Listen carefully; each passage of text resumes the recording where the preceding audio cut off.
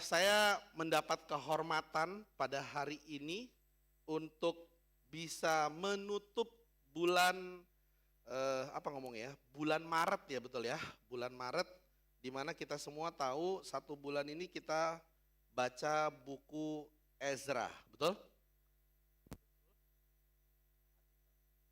Betul semua?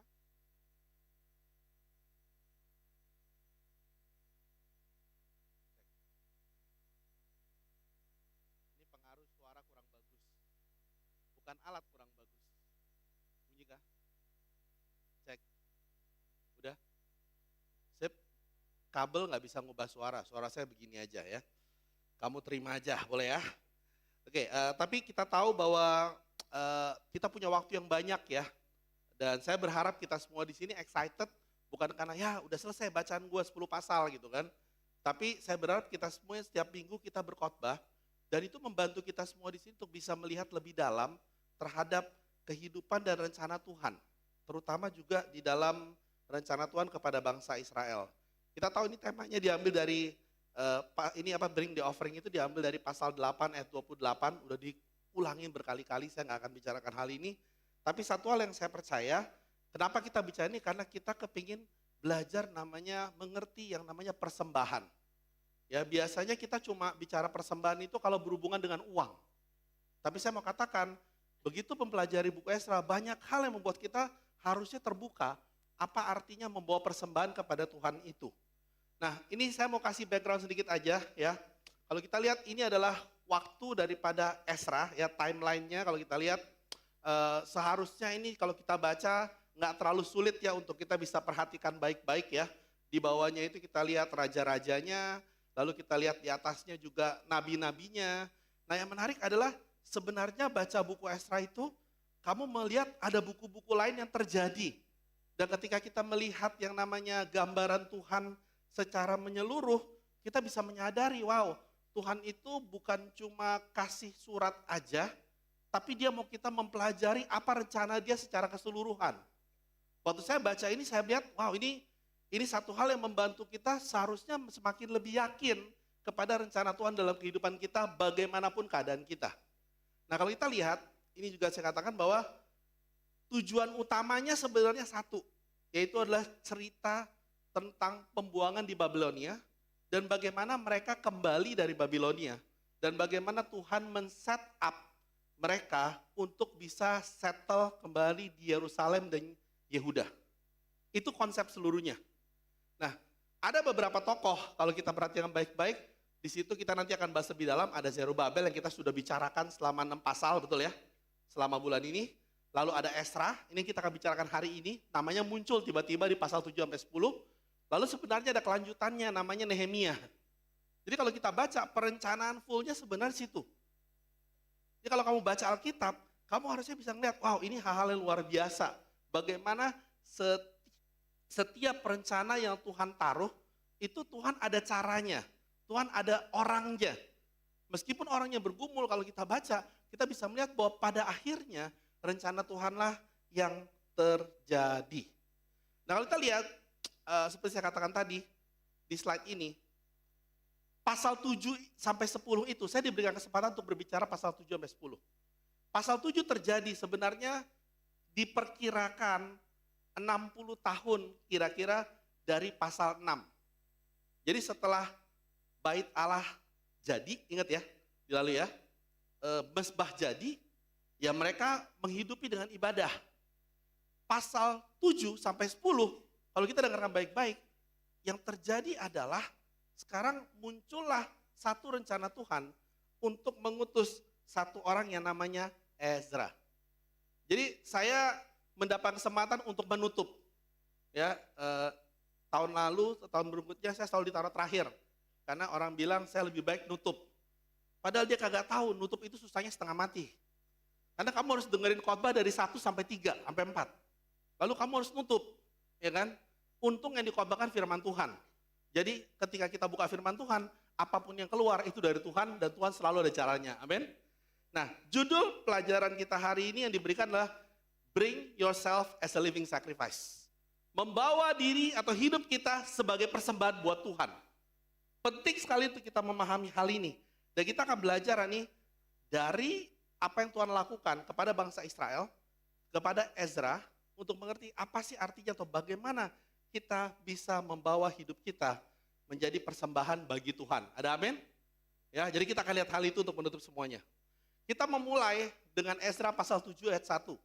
Dikatakan, kemudian daripada semuanya itu, pada zaman pemerintahan Artasasta, Raja negeri Persia, maka berangkatlah Ezra.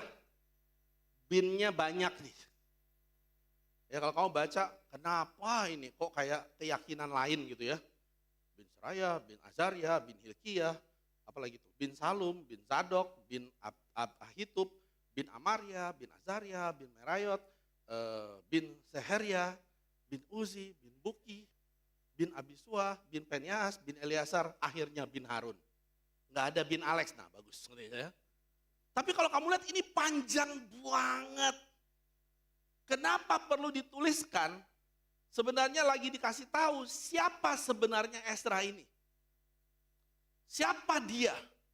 Kenapa dia memainkan peranan yang besar untuk dikirim setelah bait Allah itu terjadi? Yang paling mudah nanti pelajari sendiri ya. Saya berharap ini sekarang udah canggih, bisa Google segala macam. Ini adalah nama-nama imam. Dari zaman itu sampai dengan zamannya Musa. Untuk membuat cerita pendek buat kita semua di sini, sama buat saya, biar saya nggak usah jelasin, adalah yang paling penting akhirnya. Ezra adalah keturunan Imam Harun. Harun siapa? Imam kepalanya saudara Musa. Betul ya? Nah, kenapa ini penting? Karena kita harus tahu bahwa dia berada di Babilonia. Dan keturunan atau garis keturunan dia itu nggak pernah dihilangkan. Garis keturunan dia diingat, maka itu dicatat di dalam awal mula buku Ezra. Saya nggak tahu kata semua di sini, saya mau ngajak kita ngeliat semua di sini. Hari ini kita yang mengaku orang yang percaya pada Yesus, nggak pernah dihilangkan itu selama kita beriman sama Tuhan, amin. Meskipun kita bergumul, kita bilang, kalau bahasa jemaat ini adalah toeng-toeng gitu ya. Ya, atau kurang semangat ya kalau gitu ya. Atau bagaimanalah itu, apa yang sudah kita ambil dan apa yang Tuhan sudah kita pilih dari masa ke masa, itu tidak pernah akan dilupakan dan dihapus daripada kehidupan kita. Amen? Harusnya kita semangat jadi Kristen. Harusnya kita semangat jadi orang-orang yang mengikuti Kristus dalam kehidupannya. Nah, kita akan melihat bahwa bukan cuma dia dipilih Tuhan, tapi nanti kita akan lihat detailnya bahwa Artasasta itu juga mengutus si Ezra ini. Jadi bayangkan, bukan cuma dipilih Tuhan, tapi kita tahu bahwa dia juga diutus oleh Artasasta, ngerti ya? Raja daripada Persia. Hal yang kita akan belajar hari ini, bagaimana hidup kita bisa menjadi persembahan bagi Tuhan. Yang pertama adalah sangat penting untuk kita punya devoted to His word. Berdedikasi kepada firman-Nya. Kita lanjutkan ya, apa maksudnya ya. Kalau kita lihat, dikatakan di sana ayat 6-nya, Ezra ini berangkat pulang dari Babel. Ia adalah seorang ahli kitab, mahir dalam Taurat Musa yang diberikan Tuhan, Allah Israel, dan raja memberi dia segala diingininya. Oleh karena tangan Tuhan Allahnya melindungi dia. Kalau kita baca ini, kita perhatikan baik-baik, ada kata-kata yang menjelaskan who is the real Ezra. Siapa Ezra ini? Bahasa Indonesianya dikatakan adalah seorang ahli kitab. Kalau kita baca gitu kita pikir, yalah dia rohani lah, dia ngerti Alkitab lah, dia pernah ngambil teologi lah. Tapi kalau kamu baca di NLT, ada kata-kata dia bilang, this Ezra was a scribe who was well versed in the law of Moses. Jadi bilang Ezra ini seorang scribe. Saya nggak tahu kamu tahu nggak scribe itu di dalam dunia perimaman. Ya, saya bilang perimaman orang Yahudi ya, betul ya. Ada satu orang yang dipanggilnya adalah scribe. Scribe itu adalah perannya menuliskan ulang setiap perkataan daripada Taurat itu. Dan dia tidak boleh sembarangan nulis. Ya. Jadi hidupnya bukan cuma ingat ayatnya apa, tapi dia harus menuliskan sesuai dengan apa yang memang kitab awalnya dikatakan. Dan mohon perhatian Bapak Ibu sekalian, dulu nggak ada mesin cetak ya. Jadi dia harus tulis semua. Bagi kita yang pernah pergi ke Yerusalem, ada satu tempat di mana Gua Kuram itu berada. Dan diperkirakan itu ada perkampungan scribe namanya. Dan orang ini nggak bisa sembarangan tulis. Bayangin ya, ini bayangin. Kalau dia nulis, udah begitu panjang, tiba-tiba salah komanya, dia harus ulang lagi, nggak ada hapusan. Ngerti poinnya ya? Jadi ini orang yang tahu apa itu artinya Taurat. Orang yang hafal apa itu Taurat. Jadi bukan orang sembarangan yang kayak saya yang sok tahu, ngerti ya? Baca dikit pikir langsung tahu gitu kan. Ini orang yang tulis demi kata. Mengapa ini penting untuk mempunyai scribe ketika mereka di Babilonia atau juru tulis ini? Karena mereka tidak di Yerusalem. Jadi bayangkan mereka itu ke sana ketika tidak ada kitab itu, mereka menuliskan sesuai dengan tulisan yang diberikan yang mereka pernah tulis satu persatu. Jadi mereka ini tahu banget apa yang dikatakan Alkitab. Jadi dia bukan sembarangan. Maka itu kalau kita lihat baik-baik, di dalam perjalanan balik daripada bangsa Israel ke tanah perjanjian, ada 3 tokoh sebenarnya. Buram ya. Mohon maaf, berarti ini saya memang buram. Ya kan? Saya ngelihatnya pun buram di sini. Ya nantilah ya, jelas ya. Tapi kalau saya perhatikan, mohon maaf, karena di situ terang, di sini buram. Bisa dibantu, tidak bisa dibantu, sudahlah. Yang pertama kalau kita lihat baik-baik, ini siapa yang sebelah kiri ini Zerubabel, ini yang kita dengar 6 khotbah, betul? Betul kan? Nah, Zerubabel tugasnya ngapain? Pastikan dia membangun bait Allah, sebelumnya dia membangun mesbahnya. Nah, ada yang namanya Ezra. Di sini jelas kok, oke. Ezra itu dia mereformasi orangnya. Tugasnya itu aja. Jadi tengahnya dia mereformasi. Artinya apa? Orangnya mau mereformasi orang itu haruslah seseorang yang tahu apa dasar keyakinannya. Paham kita semua di sini ya? Jadi kalau kita lihat, ini peranannya adalah dalam 4 pasal kita melihat bagaimana dia mengembalikan keyakinan itu kepada keyakinan yang sesuai dengan Tuhan kasih di Taurat. Lalu yang terakhir, kalau kamu ada waktu baca, yang namanya Nehemia. Ya.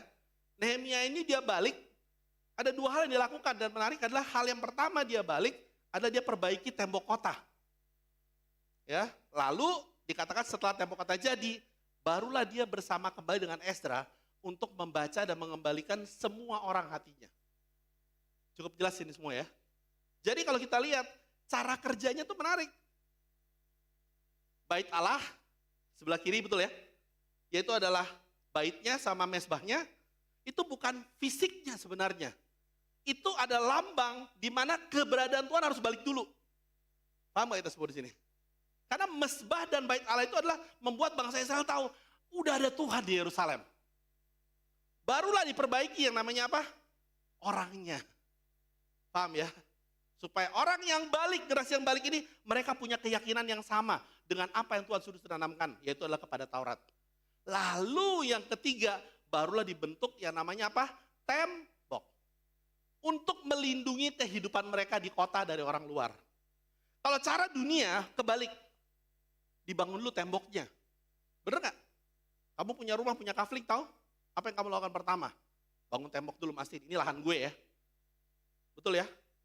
Barulah kamu mikirin gimana bangun rumahnya, betul kan? Barulah kamu mikirin, lu siap pindah nggak? Jadi kebalik-balik kita. Tapi kalau Tuhan punya rencana yang jelas, dan maka itu hari ini kita akan melihat bagaimana seorang scribe, penyalin tulisan kitab, di dalam peranannya ketika dia balik, dia bisa memastikan bahwa keyakinan itu bisa kembali kepada Taurat. Lihat apa yang dia lakukan. Pusing ya lihat ya. Jadi pasal 10 begini, sebab Ezra telah bertekad untuk meneliti Taurat Tuhan dan melakukannya, serta mengajarkan ketetapan dan peraturan di antara orang Israel. Jadi dia bukan tahu apa isinya saja. Dia ngapain? Dia buat tekad. Ngerti buat tekad ya? Bukan nekat ya, tekad. Artinya apa? Dia buat tekad. Saya akan memastikan, saya teliti Taurat Tuhan. Wait, dia penyalin loh, dia tahu nggak isinya? Dia tahu suaranya seperti apa. Tapi yang dilakukan pertama adalah dia memastikan, dia meneliti. Jangan sampai apa yang dia salin itu, dia pun salah pengertiannya. Yang luar biasa dikatakan yang kedua adalah dia melakukan. Ngerti poinnya ya? Jadi dia bertekadnya bukan cuma memastikan dia ngerti, tapi dia melakukan. Lalu bukan cuma melakukan, dia memastikan bahwa dia baru bisa mengajarkan. Jadi ini satu hal yang luar biasa contohan, kenapa orang bisa direstore hatinya di dalam kerohaniannya. Karena Ezra sih dia punya tekad, dia punya determinasi, dia punya kata bahwa saya pribadi akan memastikan bahwa saya pribadi teliti dulu. Bahwa saya pribadi akan lakukan dulu. Sebelum saya pribadi apa? Mengajarkannya kepada orang lain.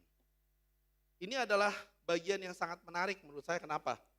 Karena hari ini seharusnya sebagai seorang Kristen, bukankah ini yang terjadi harusnya dalam hidup kita sehari-hari? Kita baca Alkitab, tujuannya untuk kita teliti dulu. Jangan setelah kita baca, kita lupa. Karena kita nggak lakukan. Yang membuat kita tidak punya keyakinan adalah kita nggak lakukan. Akhirnya terjadi apa? Boro-boro diajarin. Karena udah lupa apa yang dibaca. Cuma yang diingat cuma beberapa ayat doang. Yang diulang-ulang setiap tahun. Saya tidak pernah menyalahkan yang namanya kita punya keyakinan pada memuridkan. Tapi pertanyaannya banyak di antara kita sudah jadi murid. Lebih daripada 5 bulan, 6 bulan.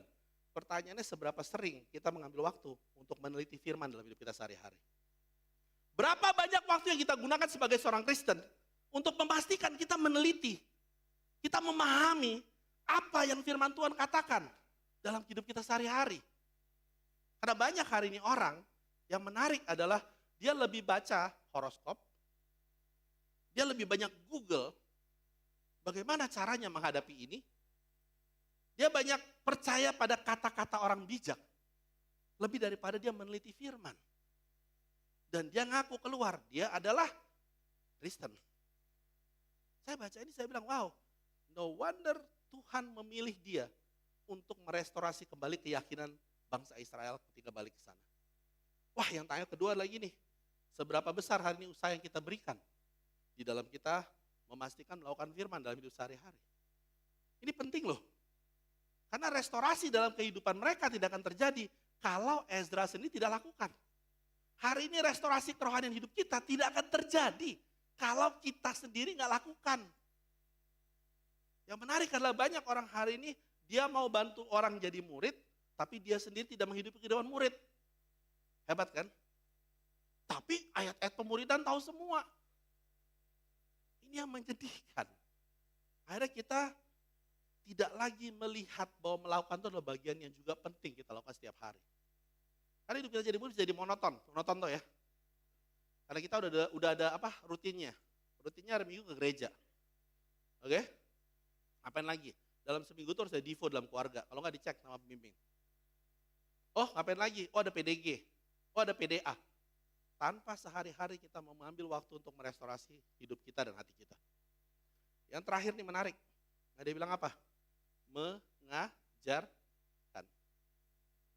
Menarik karena kita tahu semua di dalam pemuridan ya ayat yang sering kali kita tidak suka bahas adalah mengajarkan segala sesuatu, betul gak? Karena kita anggap mengajarkan itu untuk orang yang mengerti aja. Nah pertanyaan saya sebenarnya simpel, kenapa kamu gak ngerti-ngerti? Betul dong? Kalau kamu bilang itu untuk mengerti aja, berarti kamu sebagai seorang Kristen kamu ngerti kan? Harusnya kita bisa ajarkan itu kepada siapa aja. Saya nggak usah katakan deh kita ngajarkan kepada orang-orang yang mungkin kita anggap itu mengintimidasi. Tapi yang paling penting, tanya baik-baik. Ada nggak waktu untuk kita bisa mengajarkan contoh nih ya, keluarga kita setiap minggu? Itu paling gampang loh di rumah loh. Ada nggak waktu untuk kita ngambil waktu aja untuk suami istri saling mengajarkan apa yang firman Tuhan katakan? Coba tanya baik-baik. Tapi kita ngaku di rumah kita ada salib. Tapi kita nggak pernah di rumah kita untuk saling mengajarkan. Dan ini satu bagian yang sangat penting, Bapak Ibu Saudara sekalian. Sangat penting, hari ini ada anak-anak kita di atas sana yang mereka baru mulai iman mereka. Dan saya berharap di rumah kita, ketika kita melihat ini, pentingnya kita saling meneliti pada firman Tuhan, amin, bukan melisa sama lain, tapi saling melakukan, bersama-sama lakukan, dan pada akhirnya mengajarkan. Yang paling gampang adalah begini, kamu percaya bahwa kita perlu tuntunan rohani dalam hidup kita? Kamu percaya nggak? Pertanyaannya, kapan terakhir kali kamu belajar daripada apa yang firman Tuhan katakan dalam tuntunan rohani kamu? Kapan terakhir kali kamu betul-betul juga yang membimbing orang, kamu ngajarin orang itu, bukan karena kamu sok tahu, tapi karena kamu tahu keyakinan yang perlu dia punya. Dan ini penting sekali Bapak, Ibu, dan saudara-saudara sekalian. Bagi kita yang masih muda di sini, kita mungkin bilang, aku nggak ngerti Om. Iya, tapi kamu bisa ambil waktu untuk meneliti. Kamu bisa ajak di rumah untuk meneliti. Kenapa? Karena kamu tidak bisa lebih baik kalau kamu tidak memastikan bahwa firman Tuhanlah yang menjadi dasar untuk kamu teliti dan mengubahkan kehidupan kamu. Mentor itu manusia. Ya, mereka buat kesalahan. Pembimbing kita apa? Manusia. Mereka buat kesalahan. Yang bisa akan membantu kita bertumbuh ketika kita sama-sama meneliti, melakukan, dan mengajarkan. Ada amin semua di sini? Mari kita punya informasi itu dalam hidup kita. Menarik, kalau kita lihat, saya nggak akan baca ini. Ada banyak ayat yang saya nggak akan baca, tapi saya cuma akan presentasikan, dan kamu udah baca harusnya ya, betul ya. Yang menarik adalah, pasal 7 ayat 14 sampai 20, dia bilang, dikatakan bahwa Artasasta sendiri yang digodongkan oleh Tuhan, dia kasih surat order, ngerti surat order nggak? Surat pengutusan, sorry namanya betul ya.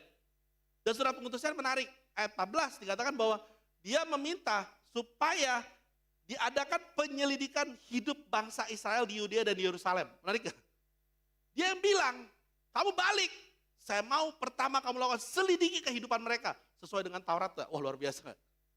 Order keduanya adalah dia bilang pastikan kalau mau bantu keyakinan, angkat pemimpin-pemimpin.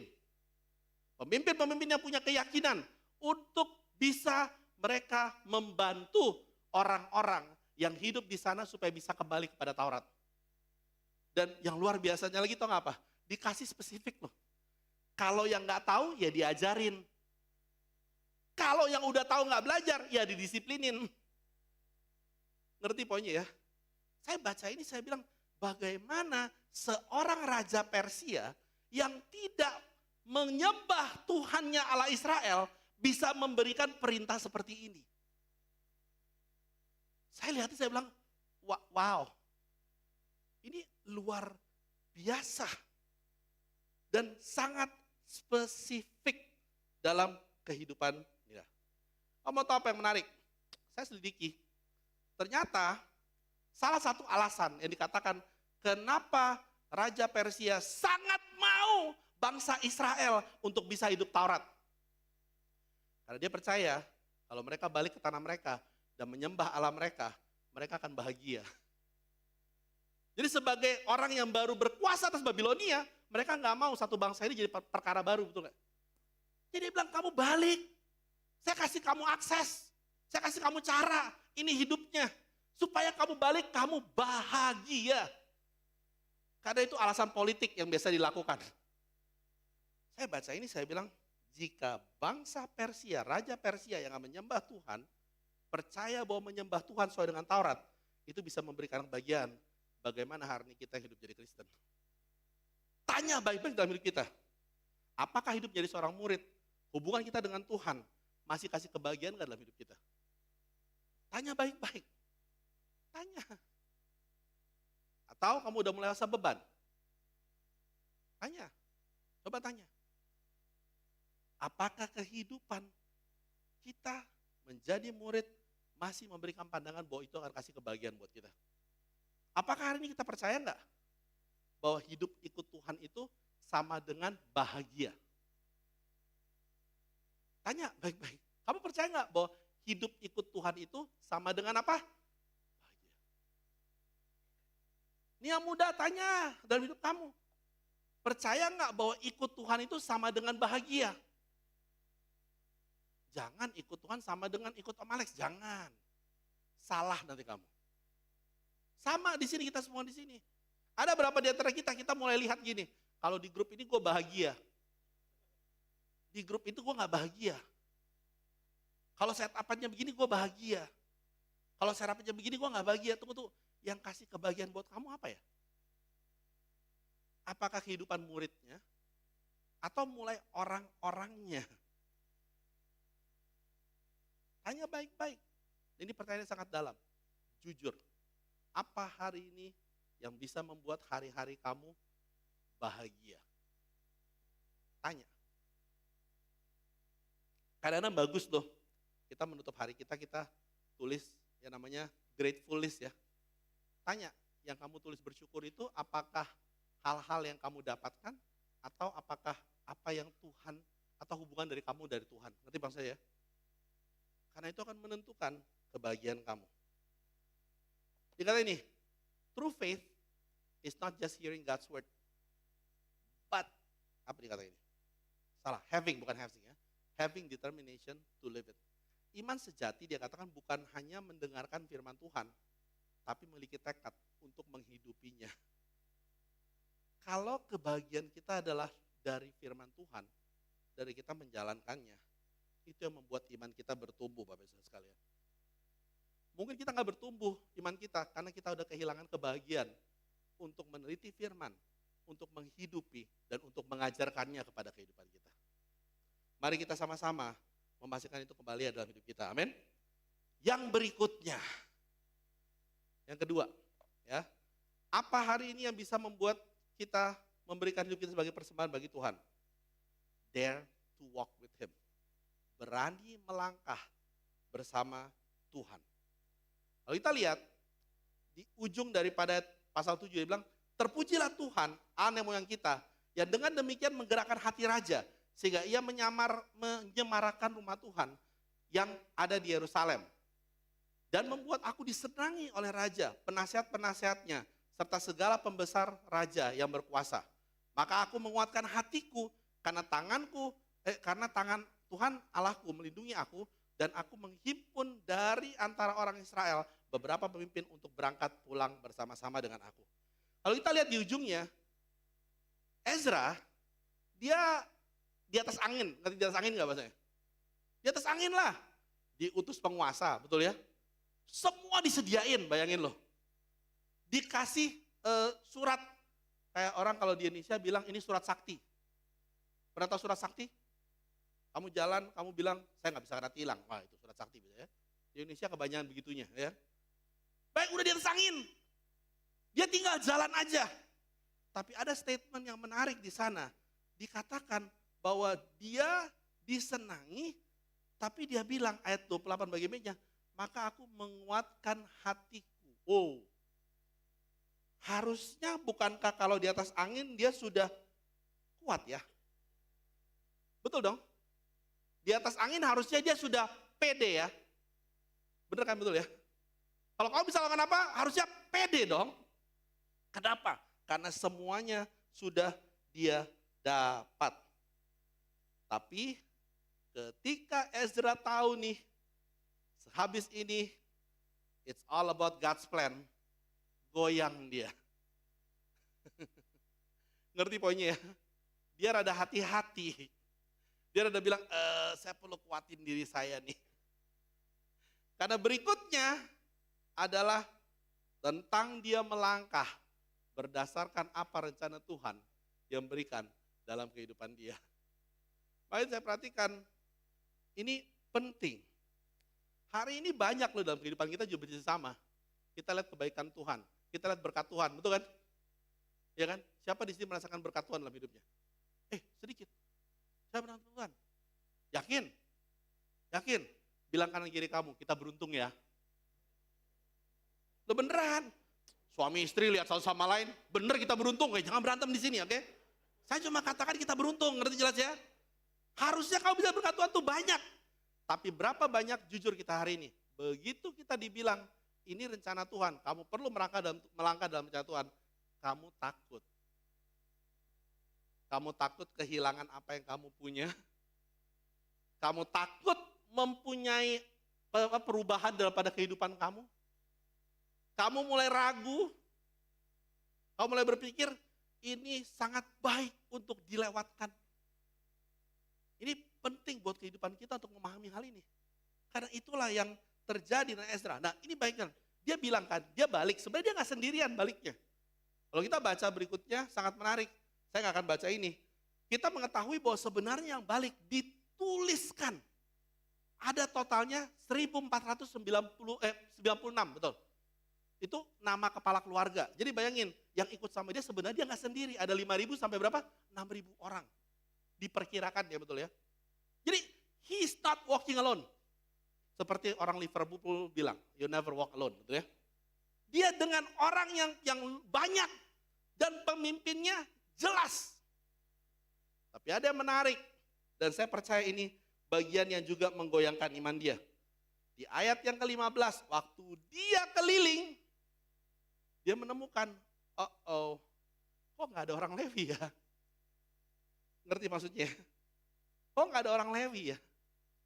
Sebagai seorang Lewi, keturunan daripada Harun, saya percaya dia goyang. Ngerti poinnya gak? Kan dia bilang, kok tidak ada ya? Kaum yang harusnya saya butuhkan untuk bisa merestorasi kembali kerohanian, enggak di sana. Ngerti poinnya ya? Sama seperti saya perhatikan hari ini ya, setiap kali hari Minggu biasanya orang lihat, ada pelayan enggak di bawah. Nah saya enggak ngerti maksudnya apa ya. Clear ya? Kalau saya ke belakang enggak ada orang bisa bilang, bro pelayan pada kemana? Kayak ketakutan, kebaktian enggak bisa jalan gitu loh. Ngerti poinnya ya? Kan itu goyang, dia mulai berpikir. Dan yang menarik adalah, Imam Lewi tidak ikut dalam rombongan, kemungkinan, ini beberapa tulisan mengatakan, mereka sudah settle di sana, memastikan komunitas Yahudi di sana mempunyai cara yang sama seperti yang waktu mereka lakukan di Yerusalem. Jadi imamnya sudah punya pekerjaan tetap, gaji tetap, ya kan? Waktu dibilang pindah tugas dong, daftar dong, imamnya yang nggak daftar duluan. Ngerti poinnya ya? Saya tanya hari ini jujur, apa yang hari ini membuat kamu takut melangkah dalam rencana Tuhan? Tanya baik-baik. Apa yang hari ini membuat kamu takut melangkah dalam rencana Tuhan dalam hidup kamu? Tanya baik-baik. Karena nggak ada seseorang? Atau karena kamu punya banyak kegagalan dalam hidup? Atau kamu punya banyak pengalaman yang sehingga membuat kamu jago memprediksi? Dari pertandingan bola kamu prediksi, presiden kamu prediksi, ekonomi kamu prediksi. Karena kamu merasa ahli. Saya bilang, what is it? Atau karena kamu merasa sudah settle. Ngerti settle ya? Saya udah punya keluarga yang bagus, saya udah punya pendapatan yang bagus, rumah yang bagus, ngerti jelas ya? Ministry yang bagus, kayak gitu kan, kalau di gereja gitu kan. Kenapa? Why? Maka itu kalau saya lihat, gak heran pendeta Charles minggu pertama bicara, ya kan? Partisipasi dong, bangun. Banyak mentalnya, inilah aku, teruslah dia. Maka itu kamu aja, dia nonton. Maka itu pendeta Frankie minggu lalu bicara hal yang menarik, saya perhatikan di khotbahnya. Kalau kamu pergi misi tim, semua orang mau bawa temennya, tapi gak ada yang mau pergi bermisi. Kenapa? Karena panggilan saya bukan di kota tempat saya lahir, lah di mana? Kita ini murid Yesus loh. Saya gak mengatakan bahwa kita semua harus pindah ya. Tapi saya katakan bahwa apa sih hari ini jujur yang membuat kita takut untuk melangkah dalam iman kita kepada Tuhan. Dan kita harus jujur semua dalam keadaan itu.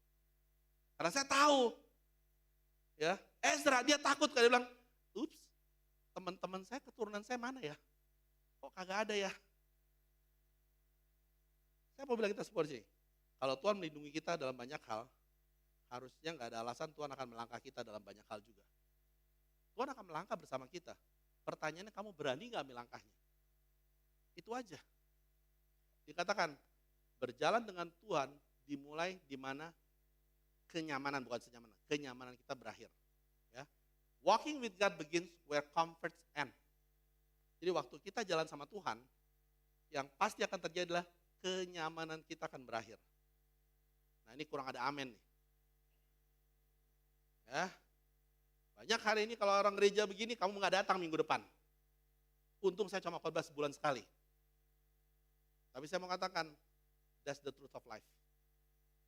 That's the truth of being Christian. Itu kenyataan daripada menjadi seorang murid. Kamu lihat ada banyak saudara-saudari di sini yang udah lama hidup jadi murid. Mereka berjuang. Mereka di sini bukan karena mereka nyaman, tapi karena mereka melihat begitu banyak rencana Tuhan terjadi dalam hidup mereka. Mereka mengalami banyak kesulitan dalam hidup mereka. Tapi lihat hari ini, mereka bukan cuma setia, mereka masih tetap mau berjuang. Pertanyaannya bagaimana dengan kita hari ini? Bagaimana dengan kita hari ini? Kamu yang masih muda, bagaimana dengan kamu? Orang tua kamu menyediakan begitu banyak hal, mengasihi kamu begitu banyak. Kamu mau coba pertama bahwa itu adalah berkat yang kamu nyaman dalamnya? Banyak di antara kamu semua di sini masih muda, kamu gak bisa ikut Tuhan karena kamu gak rela tinggalkan kenyamanan kamu yang orang tua kamu beri. It's a blessing kalau orang tua kamu take care kamu. Tapi berjalan dalam Tuhan, ada satu keyakinan yang perlu kamu punya dalam hidup kamu. Ada sebagai keluarga, kita sangat bagus memastikan kita memprotek anak-anak kita atau keluarga kita untuk bisa nyaman. Nggak salah untuk kita tidak mau anak-anak kita sulit. Tapi pertanyaannya, apakah ini kita sadar itu bisa menjadi bumerang buat mereka tidak ikut rencana Tuhan. Karena banyak di antara mereka nggak berasa butuh Tuhan karena sudah nyaman dalam hidupnya. Ini satu hal yang kita harus sama-sama sadar, bahwa berjalan bersama Tuhan akan dimulai ketika kita sudah siap meninggalkan kenyamanan kita. Mari kita sama-sama berubah dalam hal itu, amin. Nah, kita lihat menarik, karena ketika kita sadar bahwa si Ezra ini dia berani ngelangkah. Dia kasih ordernya gampang, dia bilang, oke, nggak ada, saya sekarang akan keluar. Saya akan pastikan, saya akan cari, dan dia kasih perintah. Tolong pastikan secara spesifik. Dia bilang, pergi ke rumah si Ido dan saudaranya. Bilang, kita minta ada orang yang melakukan itu. Lihat ya, begitu dia keluar dari kenyamanan dia mencari, dia melakukan sesuatu. Lihat, langsung di ayat 18, dia menemukan 38 imam Lewi yang mau ikut. Dan 220 budak pembantu pekerja di bait Allah. Lihat ya, dia berani keluar. Takut dia sebelumnya, karena semua disediakan, betul kan? Pas dia berani keluar, apa yang terjadi? Langsung Tuhan sediakan 38 imam Lewi yang ikut sama dia. Dan itu bukanlah satu orang biasa. Nah, saya mau bahas sedikit. Kenapa penting antara imam dan Bani Lewi ini? Imam adalah keturunannya Harun, suku Lewi. Jadi semua imam adalah Lewi. Tapi tidak semua Lewi adalah imam. Bingung kan? Artinya hanya imam itu keturunan Harun langsung. Jadi keturunan Harun yang lain-lain dari saudaranya yang dianggap Lewi itu bukanlah imam. Ngerti maksudnya ya? Nah, keduanya penting. Imam itu memulihkan arahan kerohanian. Lewi memulihkan pelayanan dalam ibadah agar bisa berfungsi. Tanpa imam, nggak ada pembimbingan secara rohani. Tanpa kaum Lewi, pelayanan ibadah tidak berjalan sesuai Taurat. Ngerti maksudnya? Jadi saya lihat pemulihan Israel balik dibutuhkan imam dan Bani Lewi. Artinya mereka butuh dibimbing secara rohani dan mereka juga butuh dipastikan bahwa ibadah pelayanan semua berjalan sesuai dengan Taurat. Saya mau katakan hari ini fakta yang kita harus sama-sama perhatikan. Pemulihan hidup Kristen kita dibutuhkan pembimbingan dan pelayanan secara bersama. Dengarkan baik-baik. Pemulihan hidup kita dibutuhkan pembimbingan secara rohani dan juga pelayanan secara bersama. Hari ini di dunia Kristen messed up orang. Dia pikir dia melayani udah rohani. Padahal dia gak pernah dibimbing hidupnya. Ngerti maksudnya? Dia pikir udah melayani, oh Tuhan mengerti hati saya. Tunggu dulu, dibutuhkan pembimbingan untuk kita lakukan itu. Nah ada kita di sini keenakan pembimbingan. Dikasih terus, dibantu terus, tapi gak mau melayani. Ini dua hal yang membuat kita harus sadar. Kedua hal ini dibutuhkan untuk merestorasi kerohanian kita. Jadi jangan enak datang, what's in it for me? Buat gue apa dapatnya? Hey, kita semua di sini dengan satu tujuan. Karena kita mau direstorasi senantiasa hati kita dalam Tuhan, amin. Jadi sekali lagi butuh apa? pembimbingan dan pelayanan bersama-sama di dalam kehidupan kita. Maka itu dikatakan keduanya sangat penting. Saya tanya hari ini, kamu seorang yang gampang dibimbing gak hari ini? Tanya hidup kamu. Apakah kamu seorang yang gampang dibimbing dalam kehidupan kamu? Atau kamu seorang yang gampang gak mau melihat bahwa kalau Tuhan mau gunakan hidup saya untuk bisa melayani, saya akan lakukan. Karena ini penting. Di dalam restorasi kita, kedua hal ini harus menjadi bagian daripada kehidupan kita. Amin. Ya, bukan berarti kita ini sebagai pelayan atau full time kita nggak harus melayani, kita tetap melayani. Kita tetap lakukan apa yang orang lain lakukan. Jangan kamu di sini, saya udah pemimpin bro, saya harusnya menyuruh orang melayani. Enggak, kamu juga harus melayani, itu yang saya lakukan. Kamu siapa? Oh ada pangkat di gereja ini bro, kamu tetap harus melayani. Kenapa? Karena pada dasarnya yang merestorasi iman kita adalah pembimbingan kita dan juga pelayanan kita. Amin. Mari kita sama-sama memastikan mendapatkan pembimbingan dan hidup kita melayani Tuhan. Amin. Bisa kita semua di sini? Kita akan tutup semuanya. Nah, bagian tutup semangat biasanya. Yang ketiga, bagaimana hidup kita bisa menjadi persembahan bagi Tuhan? Ada yang ketiga adalah determination to repent. Bertekad untuk melakukan pertobatan. Ya. Yang membantu kita itu tekad kita untuk melakukan pertobatannya. Kalau kita lihat baik-baik, saya akan baca. Kamu tahu mereka jalan ya, pasal 8 di akhir-akhir itu, ada hal yang mereka lakukan luar biasa. Sebelum mereka jalan, mereka pastikan apa? Mereka puasa, doa. Tuhan, saya akan jalan, tolong sertai, karena nggak ada pengawalan. Dia nggak mau minta pengawalan, betul ya? Jadi dia tahu, dia mulai dengan Tuhan, tolong. Dia merendahkan hati dia, lindungi dia. Luar biasa nggak? Luar biasa, betul ya? Lalu dia berangkat, tiba dengan aman dia. Lihat nih, ini bangsa yang luar biasa. Apa yang terjadi? Begitu mereka tiba, mereka bilang, wow ini aman. Langsung setelah mereka mulai tinggal, mereka ayat yang ke-35 mereka ngapain? Mereka lakukan namanya korban bakaran. Ini saya lihat, ini pengalaman rohaninya luar biasa, betul gak? Ini siap deh tinggal di sana buat perubahan, betul gak? Bener gak? Saya lihat ini luar biasa banget ini. Kenapa? Pergi, rendah hati, puasa, di jalan aman, tiba langsung korban bakaran. Memastikan bahwa hidup mereka layak di hadapan Tuhan. Memastikan bahwa mereka dihapuskan dosanya sebelum mereka merestorasi segala sesuatu. Tapi kita perhatikan apa yang terjadi pasal 9. Sesudah semuanya itu terlaksana, datanglah para pemuka mendekati aku dan berkata, orang-orang Israel awam, para imam, dan orang-orang Lewi tidak memisahkan diri dari penduduk negeri, dari segala kekejiannya. Yakni orang Kanaan, orang Het, orang Feris, orang Yebus, orang Amon, orang Moab, orang Mesir, dan orang Amori. Karena mereka telah mengambil istri dari antara anak perempuan orang-orang itu untuk diri sendiri dan untuk anak-anak mereka. Sehingga bercampurlah benih yang kudus dalam penduduk negeri, bahkan para pemuka dan penguasalah yang lebih dahulu melakukan perbuatan tidak setia itu. Waduh. Harusnya good news gak? Good news. Diperkirakan ini gak sampai 4 bulan. Bayangin loh. Begitu dia melakukan persembahan. Tuhan ampuni dosa saya. Tinggal di sana. Gak sampai 4 bulan. Mereka langsung melanggar. Saya katakan. Mereka langsung melanggar apa yang dikatakan di buku Ulangan. Ngerti maksudnya ya? Ulangan 18 ayat 9 sampai 13 dikatakan, kalau kamu tinggal di sana, kau pastikan tidak berasosiasi. Dan itu juga membuat Tuhan marah dan membuang mereka ke Babilonia, ke Syria, ingat ya. Tapi bayangkan, intensi yang rohani, balik ke sana, tinggal bersama, malah pemimpinnya yang melakukan kawin campur dan mengambil istrinya.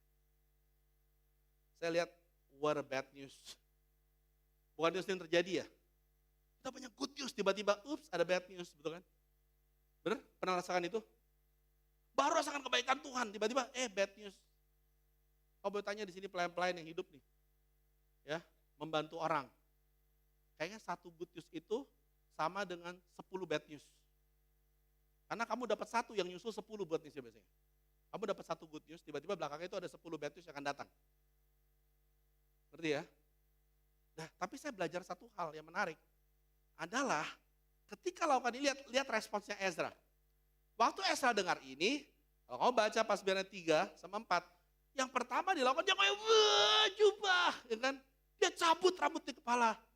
Rambut saya udah tipis, putih. Saya nggak tahu apa yang dia lakukan, ngerti jelas ya. Tapi kayaknya dia lakukan itu dia punya emotion, dia sedih, dia marah, dia kesal, betul nggak?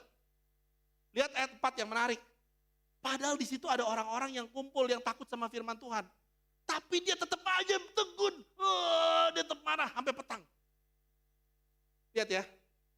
Dia terpukul, dia tertegun, dia menyiksa diri dia, tapi dia sedih.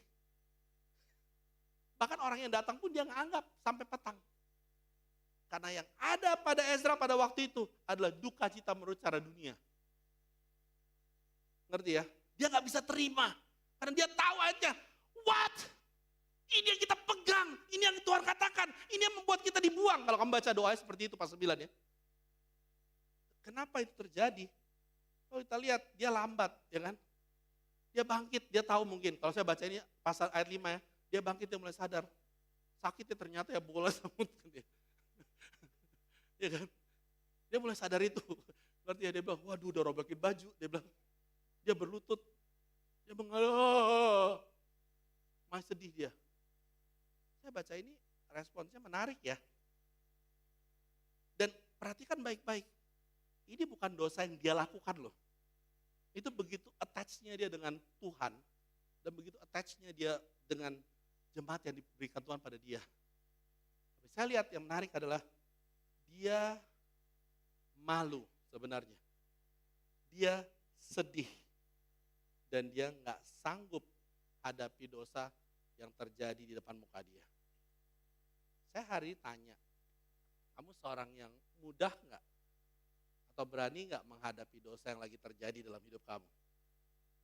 Tanya baik-baik. Atau kalau kamu jatuh dosa, kamu malu. Kamu menghilang. Atau kamu balik sudah compang-camping. Enggak, saya nggak pernah ketemukan itu sih biasanya ya. Gak pernah ada orang yang menarik kepalanya, rambutnya, dia sedih jatuh dosa, gak pernah saya temukan itu dalam jemaat ya. Juga gak pernah ada ngerobek-robekin baju, juga gak pernah ada. Biasanya kalau suami istri berantem, pergi kau dari sini, dia robek-robekin baju suaminya. Nah itu bukan karena dia mau bertobat, nanti karena dia lagi amarah. Gitu ya. Tapi kalau saya baca ini luar biasa banget. Ini pertanyaannya hari ini. Apakah hari ini kita masih punya hati yang mudah hancur ketika kita jatuh dosa? Tanya baik-baik. Kita tahu pergumulan kita. Kita tahu ada hal yang kita jatuh berulang-ulang. Pertanyaannya adalah bagaimana cara kamu menanggapinya? Apakah kamu down berulang-ulang sampai kamu gak bertobat? Atau kamu menjadi orang yang ignorant, tahu ignorant gak? Udah gak usah dipikirin, tadi pikirin tambah sedih. Loh, lu dosa sama Tuhan kok lu yang tambah sedih? Harusnya Tuhan yang sedih. Harusnya kamu bertobat. Clear ya? Ini hal yang penting.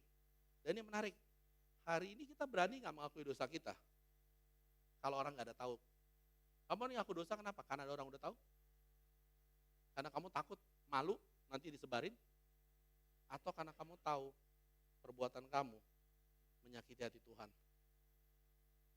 Saya lihat, yang menarik adalah, ini seperti khotbah Om Frankie minggu lalu ya.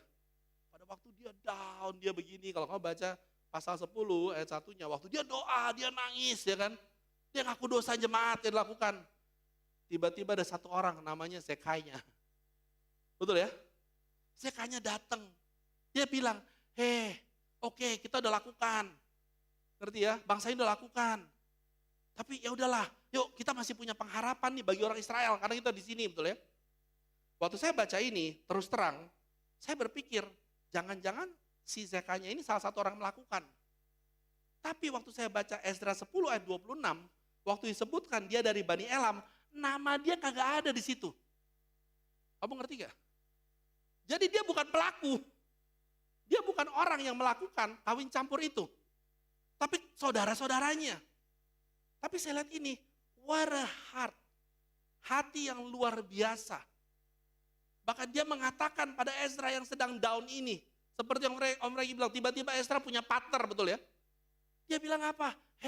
Yuk kita ikat kembali perjanjian kita sama Tuhan. Yuk kita usir yuk itu. Tapi kamu butuh bangkit. Kamu butuh kuatkan dan lakukan sesuatu dalam hidup kamu. Karena kamulah orang yang dipilih Tuhan. Saya lihat ini, wow betul ya. Kita butuh orang-orang seperti itu waktu kita down.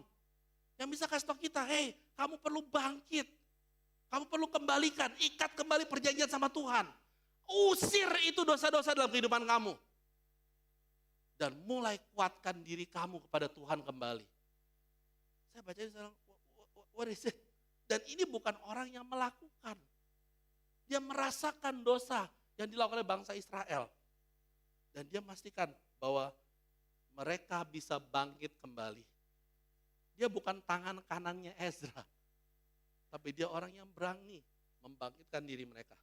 Saya mau tanya hari ini jujur, kamu punya orang enggak yang bisa membimbing kamu untuk bangkit daripada keterpurukan kamu? Tanya baik-baik hidup kamu. Kamu mempersembahkan hidup kamu berkenan pada Tuhan. Kamu punya orang enggak yang berani bicara speak the truth sama kamu? Kamu jatuh dosa bro. Berani enggak kamu yang berani ngomongin sama kamu? Kamu enggak benar di hadapan Tuhan bro. Berani enggak kamu cukup awal mengatakan, saya jatuh, saya butuh dibantu.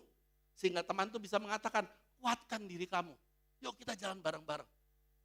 Kalau kamu gak punya, itu yang membuat kamu sulit untuk merestorasi kehidupan rohani kamu. Betul yang pendeta Frankie katakan minggu lalu. Kita butuh itu. Kenapa? Karena itulah yang bisa membuat kita melihat bahwa Tuhan senantiasa berjalan dan memberikan pembimbing dan pendamping dalam kehidupan kita. Ada amin?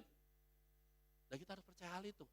Kalau hari ini kamu gak ada, yang biasa kamu suka kata-katanya baper, atau hari ini kamu gak ada, yang biasa kata-katanya kamu cepat sekali kecewa dalam hidup kamu, mungkin kamu harus tanya, kenapa gak ada? Mungkin saya terlalu fokus kepada diri saya. Saya lihat ada dikatakan menarik ya, perubahan daripada Ezra, itu luar biasa. Ya, kalau kita lihat baik-baik, dia berubah. Ayat 5, dia bangkit, dia langsung suruh, yuk pemuka, kita sumpah bareng sama Tuhan. Seperti ini ngomongin betul ya. Ayat 10, dia mulai bilang, kita harus ngaku semua dosa kita. Lalu dia bilang, keputusan yang sangat radikal. Dia bilang apa? Kita perlu pisahkan keluarga kita, istri kita, anak-anak kita yang sudah terkena kawin campur. Saya gak punya waktu untuk bahas itu secara detail, tapi saya katakan, ingat kata-kata bahwa mereka kembali untuk menjadi bangsa yang kudus, bangsa yang besar, dan bangsa yang kuat dengan kekuatan Tuhan. Itulah membuat mereka dipisahkan. Tadi saya mau kita melihat, sebenarnya tanya, proses pertobatan itu harusnya adalah hal yang jelas buat hidup kita. Pertama, seperti dikatakan di Yesaya 10:12, dia bilang, mengaku itu adalah bagian pertama daripada pertobatan kita. Confess. Saya tanya, kapan terakhir kali kamu ngaku dosa? Program gereja. Tanya, kapan terakhir kali kamu datang dan bilang, saya jatuh dosa ini. Kita suka datang kalau kita ada masalah sama orang ya. Saya mengaku nih, saya nggak mau, saya nggak suka kamu. Nah itu bukan ngaku dosa namanya. Ngerti poinnya ya? Banyak sekali istilah reconcile. Yang perlu reconcile itu kamu dengan Tuhan dulu, baru kamu dengan manusia. Banyak orang datang, kita butuh reconcile nih. Tapi kamu gak pernah datang sama Tuhan, Tuhan dosa saya ini loh. Bayangkan baik-baik, kapan terakhir kali kamu datang dan bilang, saya ada dosa ini. Itu langkah pertama untuk kita bertobat. Karena semakin lama kita jadi Kristen, begitu banyak pergumulan yang kita alami. Ini penting. Yang kedua, kita perlu melihat yang namanya buat janji. Make a covenant. Buat janjinya sama siapa? Sama Tuhan, amin. Bukan sama pembimbing. Saya janji bro, saya gak akan jatuh dosa lagi. Tapi kamu gak janji sama Tuhan, besok kamu pulang, kamu jatuh lagi. Buat janji sama Tuhan, Tuhan saya akan berjuang. Saya akan hidup benar dalam hidup saya. Saya ikutin firman. Dan terakhir adalah buat commandment. Artinya apa? Pisahkan diri kamu dari kehidupan dosa kamu. Lo beneran. Banyak hari ini orang bertobat, nggak bertobat karena dia tidak mau memisahkan hidup dia dari dosa dia. Mungkin dia berasa nyaman, mungkin dia berasa akan tidak nyaman kalau dia bertobat. Dan dia menjadi bagian daripada kehidupannya. Tahu nggak yang menarik apa? Kita lihat setelah dikatakan ini, ya, yang tercatat itu ada 111 pria yang bilang kami mau balik. Ada 4 nama aja yang gak mau ikut. Jadi mayoritas mau ikut gak? Ikut. Hari ini saya mau katakan sama kita semua di sini. Jangan takut bicara pertobatan. Sebagai seorang Kristen, kamu takut bahwa orang gak akan ikut Tuhan. Karena buktinya Tuhan buktikan, enggak. Begitu orang confess, dia buat covenant sama Tuhan, dia buat commandment, betul-betul meninggalkan dosa dia. Ikut tuh mereka, berbalik tuh mereka. Mungkin kita sudah tidak mulai menyadari pengaruh dosa dalam kehidupan kita. Saya sering dengar ini, kalau jatuh dosa diri nggak semangat. Benar-benar nggak? Saya nggak semangat bro, betul. Dosa bisa mempengaruhi semangat kita. Tapi harusnya tidak membuat kita stop untuk berani melangkah dalam pertobatan kita. Ada amin? Jadi jangan terus-menerus nggak semangat, datangnya nggak semangat. Kamu dikasih semangat apa? Dikasih hadiah. Kamu mendapatkan hadiah, nah ini baru semangat nih bro, jangan. Oke? Sama seperti waktu Om Iwan ngadain kelas merit kan. Yang semangat adalah dapat hadiah, bukan bertobat pulangnya. Pertanyaannya itu, kamu dapat hadiah, kamu bertobat nggak dalam pernikahan kamu? Ya kan? Kalau kamu semangatnya dapat hadiah, tapi nggak bertobat dalam pernikahan kamu, berarti kamu nggak bertobat. Sama hari dalam gereja, kamu semangat gereja kenapa? Karena gereja ada makan-makan, waduh. Berarti kamu nggak semangat bertobat. Ini penting, saudara-saudara sekalian. Saya mau tanya nih, seberapa harinya kamu serius untuk meninggalkan dosa-dosa dalam kehidupan kamu? Saya mengajak kita semua di sini, mari kita kembalikan keyakinan kita pada firman. Mari kita kembalikan keyakinan kita pada pertobatan. Ya. 2 minggu ini kita banyak dengar, mohon maaf lahir batin ya. Oke? Berapa kali kamu udah bilang mohon maaf lahir batin, tapi kamu gak bertobat? Saya udah ketemu orang, ini saya lihat di depan mata saya. Begitu lebaran, oh iya, keluar, saya gak suka sama dia tadi cuma karena gimana? Saya berharap kita gak jadi Kristen seperti itu, amin. Mari kita pastikan kita punya respons yang bertobat. Dia bilang, a heart that determined to repent will do whatever it takes to be right with God. Hati yang bertekad untuk bertobat akan melakukan apa saja yang diperlukan untuk bisa hidup benar di dalam Tuhan. Amin. Kalau kita mau bertobat, hati kita bertobat, kita mau lakukan apa aja untuk bisa hidup benar. Pertanyaan hari ini, kamu masih punya hati nggak untuk bisa mau hidup benar? Itu tanyanya. Pasti akan ada pergumulan, tapi pertanyaan kita masih punya hati nggak untuk mau bisa hidup benar. Lihat ya, ini menarik. Dikatakan waktu mereka bertobat, pasal 10, 18, 19 ini. Di antara kaum imam, ini imamnya loh ya, yang memperistikan perempuan asing, terdapat dari Bani Yesua bin, ini banyak banget, bin Yozadak dengan saudara-saudaranya, Manasye, Eleazar, Yabrib, dan saya. Jadi ini bukan orang biasa, ini imam-imam terkenal, ngerti ya? Dikatakan dengan memegang tangan, mereka itu berjanji akan mengusir istri mereka. Dan mereka mempersembahkan seekor domba jantan dari kawanan kambing domba sebagai korban penebusan dosa salah karena kesalahan mereka. Kamu tahu nggak, memutuskan suatu hubungan kekeluargaan yang kamu tahu itu tidak benar dan Tuhan, itu nggak gampang. Saya bayangkan tangisan yang mereka punya. Saya bayangkan kehancuran hati yang mereka punya karena mereka tahu perbuatan mereka tidak berkenan sama Tuhan. Tapi mereka harus jalankan yang benar. Tapi saya lihat perubahan hati yang luar biasa yang berani melangkah. Ya, dipercaya mungkin keluarga ini dikasih kompensasi, tapi yang penting adalah bagaimana mereka benar dalam hidupnya. Ayat ini tidak pernah membenarkan bahwa namanya ada perceraian. Ayat ini mengatakan bahwa ada yang namanya pertobatan. Amin. Dan penting untuk kita sadar semua di sini bahwa pada akhirnya mereka berani lakukan apa yang benar di hadapan Tuhan buat hidup mereka. Jadi hari ini kita melihat setiap daripada kita semua di sini bisa hidup atau hidup kita bisa menjadi persembahan buat Tuhan. Amin. Yang pertama, mari kita devote. Kita berdedikasi kepada firman Tuhan.